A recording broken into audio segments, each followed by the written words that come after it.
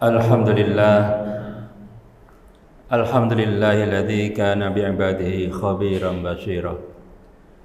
Tabarakalladzi ja'ala fis sama'i burujan wa ja'ala fiha sirajan wa qamaran munira. Asyhadu an la ilaha illallah wa asyhadu anna Muhammadan abduhu wa rasuluh alladzi ba'atsahu bil haqqi basyiran wa nadhira. Allahumma shalli wa sallim ala Muhammadin wa ala alihi wa sahbihi wa sallim tasliman katsira. Amma ba'd.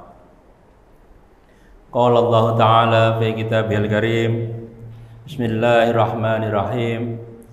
Ya ayyuhalladzina amanu taqullaha haqqa tuqatih wa la tamutunna illa wa antum muslimun. Wa qala Rasulullah sallallahu alaihi wasallam, ittaqillaha haitsuma kunta wa adbis sayyi'atal hasanata tamhuha wa khaliqin nas bi khuluqin hasan. Jamaah salat Jumat yang dimuliakan Allah, pada kesempatan yang baik ini izinkan khatib mengingatkan kembali, mengajak kembali untuk selalu meningkatkan ketakwaan pada Allah Subhanahu wa taala. Ayat dan hadis tadi mengindikasikan paling tidak dua hal, bahwa takwa punya dimensi waktu serta dimensi ruang. Kita diminta oleh Allah untuk bertakwa sampai ajal menjemput. Artinya takwa tidak berbatas waktu sampai usia kita terhenti. Kemudian hadis mengatakan ittaqillaha haitsuma kunta, bertakwalah kamu dimanapun kamu berada. Takwa punya dimensi ruang, tidak berbatas ruang. Dimanapun kita berada, maka takwa harus kita lakukan. Itulah mengapa takwa sangat menantang, karena bukan soal sempat atau ingat, tapi adalah kewajiban sepanjang hayat. Selama nafas masih kita bisa lakukan sebelum ajal menjemput kita. Jamaah salat Jumat yang dimuliakan Allah, takwa merupakan konsep yang hanya bisa kita lihat dengan indikator-indikatornya. Beragam ayat dalam Al-Quran bisa kita tadabburi. Dimensi indikator takwa bisa kita ringkas paling tidak menjadi 3 dimensi. Indikator takwa banyak sekali, misalnya dermawan, suka berinfak baik dalam keadaan lapang maupun sempit, penyabar, penahan amarah, pemaaf jika orang lain meminta maaf dan meminta maaf jika melakukan kesalahan, penepat janji jika membuat komitmen dengan orang lain, pemohon ampun pada Allah jika melakukan kezaliman untuk diri sendiri, dan berpikir jauh ke depan. Nah, dimensi ini kalau kita coba kelompokkan, yang pertama adalah dimensi takwa, dimensi menyamping, hubungan antar manusia dan hubungan kita dengan alam, menjadi dermawan, penyabar, pemaaf, penepat janji, pelestari lingkungan, dimensi menyamping. Kemudian yang kedua adalah dimensi mengatas. Takwa juga diindikasikan dengan hubungan kita dengan Sang Khalik Allah Subhanahu wa taala, pemohon ampun. Kemudian yang ketiga adalah dimensi mengedepan. Orang yang bertakwa punya ciri karakteristik, dia punya kesadaran masa mendatang. Apa yang kita lakukan punya dampak di masa depan. Apa yang kita lakukan di dunia punya dampak di akhirat nanti. Jadi dimensi menyamping, dimensi mengatas, dan dimensi mengedepan. Semoga kita dimudahkan Allah untuk selalu meningkatkan ketakwaan kita, tidak berbatas ruang dan waktu. Ikhtiar sepanjang hayat selama nyawa masih melekat dan sebelum nafas tersendat. Jamaah salat Jumat yang dimuliakan Allah, beberapa waktu yang lalu kita merayakan Idul Adha. Perayaan Idul Adha tidak bisa dilepaskan dari ritual dengan pengorbanan Nabi Ibrahim, dan karenanya di kesempatan yang baik ini izinkan khatib mengajak jamaah sholat Jumat yang dimuliakan Allah untuk menggunakan waktu sejenak menadaburi perjalanan hidup Nabi Ibrahim. Allah berfirman dalam surat An-Nahl, Bismillahirrahmanirrahim, Inna Ibrahim kana ummatan qanitan lillahi hanifan wa lam yakun minal musyrikin wa atainahu fid dunya hasanah wa innahu fil akhirati laminas sholihin syakiran li'an umihisnabahu wa hadahu ila siratim mustaqim. Sungguh Ibrahim adalah seorang imam yang dapat dijadikan teladan, patuh kepada Allah dan hanif, dan dia bukanlah termasuk orang yang musyrik mempersekutukan Allah. Dia mensyukuri nikmat-nikmatnya. Allah telah memilihnya dan menunjukinya ke jalan yang lurus, dan kami berikan kepadanya kebaikan di dunia, dan sesungguhnya di akhirat dia termasuk orang yang saleh. Allah menegaskan dalam diri Nabi Ibrahim ada teladan, uswah.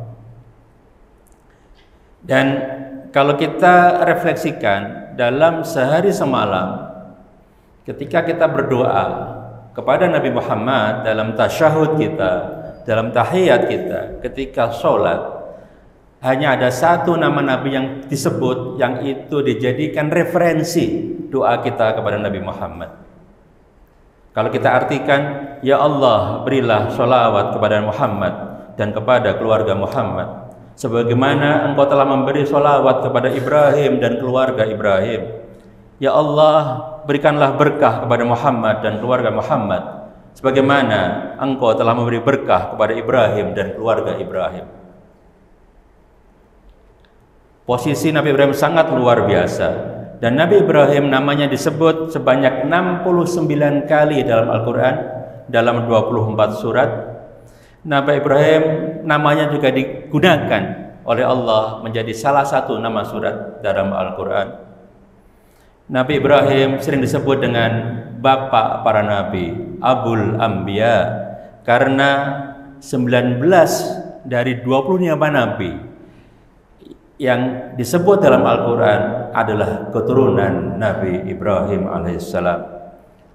Jamaah salat Jumat yang dimuliakan Allah, karena posisi yang mulia itu, Nabi Ibrahim mempunyai banyak julukan. Yang pertama disebut dengan Khalilullah, kekasih Allah, kedekatan Nabi Ibrahim dengan Allah.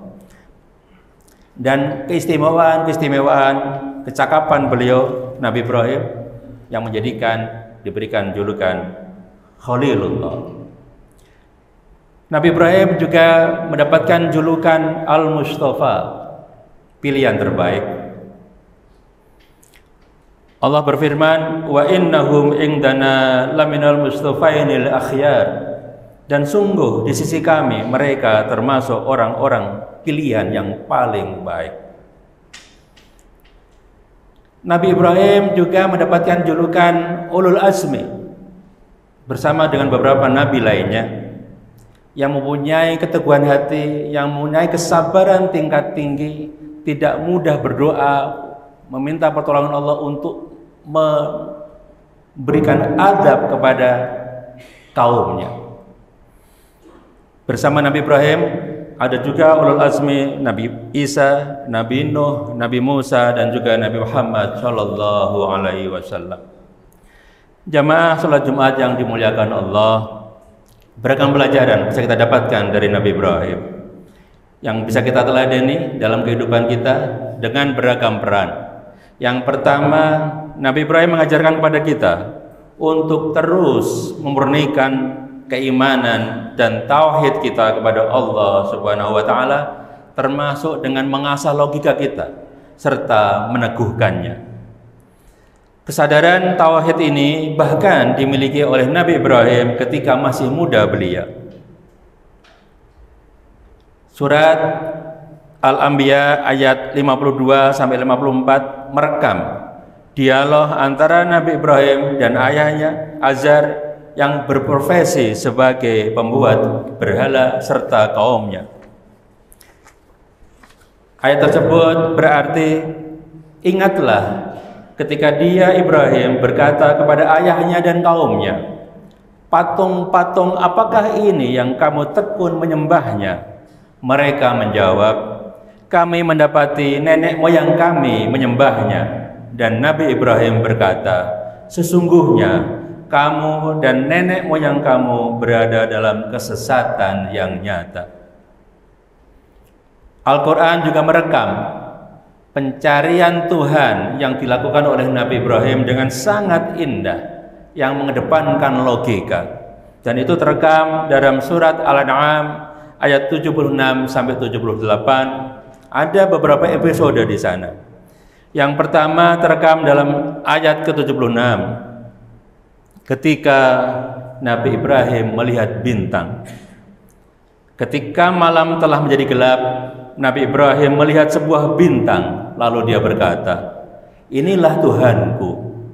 Maka ketika bintang itu terbenam, dia pun berkata, aku tidak suka kepada yang terbenam, bukan Tuhan. Kemudian ayat selanjutnya terekam dalam Al-Quran. Lalu ketika dia melihat bulan terbit, Ibrahim berkata, inilah Tuhanku. Tetapi ketika bulan itu terbenam, ia pun berkata, sungguh jika Tuhanku tidak memberi petunjuk kepadaku, pastilah aku termasuk orang-orang yang sesat, bukan lagi Tuhan. Kemudian dilanjutkan di ayat selanjutnya ketika Nabi Ibrahim melihat matahari. Kemudian ketika dia melihat matahari terbit, dia berkata, inilah Tuhanku, ini lebih besar. Tetapi ketika matahari terbenam, dia berkata, wahai kaumku, sungguh aku berlepas diri dari apa yang kamu persekutukan. Direkam dengan sangat-sangat indah, dan Nabi Ibrahim kemudian meneguhkan keimanannya. Inni wajjahtu wajhiya lilladzi fataras samawati wal ardh hanifa wa ma ana minal musyrikin. Aku hadapkan wajahku kepada Allah yang menciptakan langit dan bumi dengan penuh kepasrahan, mengikuti agama yang benar, dan aku bukanlah termasuk orang-orang musyrik. Keteguhan ini bahkan tidak luntur ketika Nabi Ibrahim disiksa oleh Raja Namrud dengan diikat dan dimasukkan ke dalam api yang menyala. Allah memberikan perintah kepada api tersebut, ya narukuni bardan wa salaman ala Ibrahim. Hai api, jadilah kamu dingin dan penyelamat bagi Ibrahim. Nabi Ibrahim punya hubungan yang tidak baik dengan ayahnya yang pembuat berhala bernama Azar, dan hubungan yang tidak baik itu menjadikan Nabi Ibrahim diusir. Namun demikian, sebagai anak, Nabi Ibrahim tetap menghormati ayahnya. Inilah pelajaran yang kedua. Nabi Ibrahim mendoakan ayahnya, waghfir li abi innahu kana minadh dhalin. Dan ampunilah ayahku, sesungguhnya dia termasuk orang yang sesat. Nabi Ibrahim juga berdoa terekam dalam ayat yang lain, surat Maryam ayat 48. Qala salamun alaik, sa'astaghfiru laka rabbi innahu kana bi hafiya. Dia Ibrahim berkata, semoga keselamatan dilimpahkan kepadamu. Aku akan memohonkan ampunan bagimu kepada Tuhanku. Sesungguhnya dia sangat baik kepada aku. Episode ini mengajarkan kepada kita bahwa dalam kondisi apapun, hormat kepada orang tua tidak bisa kita kesampingkan. Jamaah sholat Jumat yang dimuliakan Allah, pelajaran ketiga, di sisi lain Nabi Ibrahim juga seorang ayah. Dan ketika menjadi seorang ayah, Nabi Ibrahim sangat menghargai anaknya Nabi Ismail. Ketika Nabi Ibrahim diperintah oleh Allah melalui mimpinya untuk menyembelih anak kesayangannya yang ditunggu 86 tahun baru lahir, ketika Nabi Ibrahim berusia 86 tahun, oleh Allah diminta untuk disembelih. Nabi Ibrahim lagi-lagi tidak serta-merta menyembelih, tetapi berdialog dengan anaknya, bertanya, bagaimana pendapatmu? Nabi Ibrahim yang juga soleh akhirnya menjawab, siap sedia untuk disembelih. Pelajaran ini memberikan kita inspirasi. Seorang ayah atau orang tua sudah selayaknya menghargai anak, mendengarkan pendapat anak, meskipun itu sudah perintah dari Allah Subhanahu wa Ta'ala. Hadirin jamaah sholat Jumat yang dimuliakan Allah, pelajaran kelima, Nabi Ibrahim sangat peduli dengan masa depan keturunannya, baik dari aspek keimanan maupun aspek kesejahteraan. Terekam dalam surat Ibrahim ayat 37 yang artinya, ya Tuhan, sesungguhnya aku telah menempatkan sebagian keturunanku di lembah yang tidak mempunyai tanaman-tanaman di dekat rumahmu, Baitullah, yang dihormati. Ya Tuhan, yang demikian itu agar mereka melaksanakan sholat, maka jadikanlah hati sebagian manusia cenderung kepada mereka, dan berilah mereka rezeki dan buah-buahan, mudah-mudahan mereka bersyukur.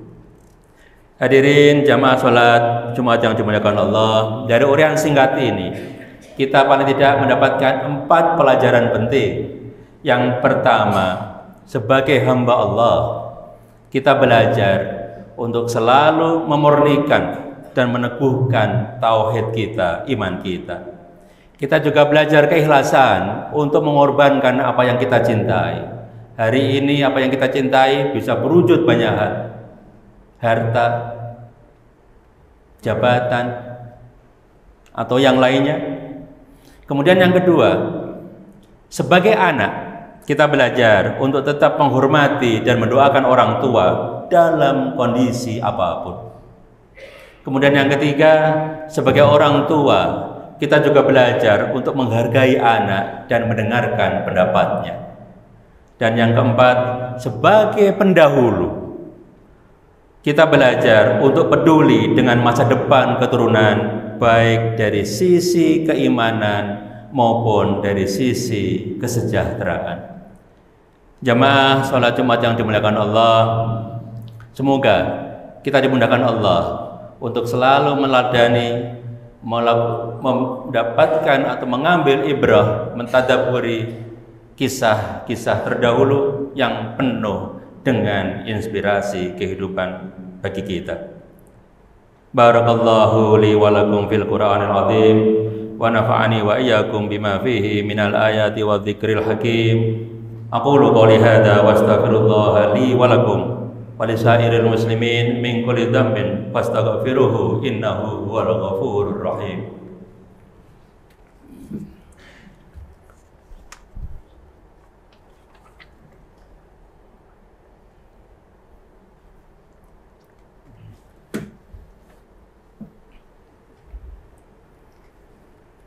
Innal hamdalillah nahmaduhu wa nasta'inuhu wa nastaghfiruh wa na'udzu billahi min syururi anfusina wa sayyiati a'malina, may yahdihillahu fala mudilla lahu wa may yudlil fala hadiya lahu. Asyhadu an la ilaha illallah wa asyhadu anna Muhammadan abduhu wa rasuluh. Allahumma shalli wa sallim ala Muhammadin wa ala alihi wa sahbihi wa man tabi'ahum bi ihsanin ila yaumiddin. Ittaqullaha haqqa tuqatih wa la tamutunna illa wa antum muslimun. Jamaah salat Jumat yang dimuliakan Allah, untuk mengakhiri khutbah ini, mari kita sejenak bersimpuh memfokuskan pikiran, merendahkan hati untuk memohon kepada Allah. Semoga kita dimudahkan meneladani kisah-kisah mulia yang terekam dalam Al-Quran. Innallaha wa malaikatahu yusholluna 'alan nabi ya ayyuhalladzina amanu shollu 'alaihi wa sallimu taslima. Allahumma sholli wa sallim ala Muhammad wa alihi wa ashabihi ajma'in. Walhamdulillahi rabbil alamin. Allahumma ighfir lil muslimin wal muslimat wal mu'minin wal mu'minat al ahya'i minhum wal amwat innaka sami'un qaribun mujibud da'wat ya qadiyal hajat. Allahumma idfa'ana al-ghala wal bala wal waba wal fasha wal munkar wal suyuf al mukhtalifah wa syada'id wal mihana ma dhahara minha wa ma batan min baladina Indonesia hadha khasah wa min buldanil muslimina 'amah innaka ala kulli syai'in qadir. Rabbana la tu'akhidna in nasina aw akhtana Rabbana wa la tahmil alaina isran kama hamaltahu 'alal ladzina min qablina Rabbana wa la tuhammilna ma la taqata lana bih wa'fu anna waghfir lana warhamna anta maulana fansurna 'alal qaumil kafirin. Rabbana la tuzigh qulubana ba'da idh hadaitana wa hab lana min ladunka rahmah innaka antal wahhab. Rabbana atina fid dunya hasanah wa fil akhirati hasanah wa qina adzabannar. Walhamdulillahi rabbil alamin.